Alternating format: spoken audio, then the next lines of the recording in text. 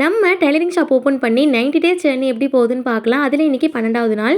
இன்றைக்கி காலையில் பார்த்தீங்கன்னா நான் ஷாப்புக்கு வரவே இல்லை, மதியானமாக தான் வந்திருந்தேன். ஆஃப்லைன் கிளாஸ் ஸ்டார்ட் ஆக போகிறதுனால இந்த ப்ராடக்ட்ஸ் எல்லாத்தையுமே கொஞ்சம் அரேஞ்ச் பண்ணி வச்சிடலான்னு எல்லாத்தையுமே அரேஞ்ச் பண்ணிட்டு இருந்தோம்.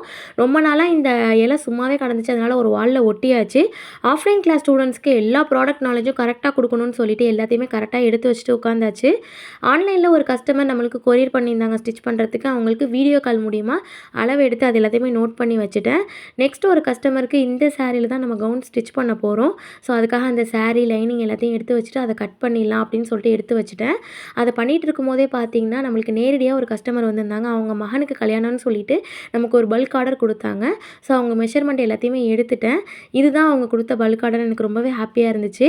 ரொம்ப நாளைக்கு முன்னாடி பார்த்தீங்கன்னா லக்ஷ்மி பொட்டிக்கில் ஒரு சாரீ ஆர்டர் பண்ணியிருந்தேன். அது வந்து பார்த்தீங்கன்னா 1.5 மாதம் கழிச்சு தான் வந்துச்சு.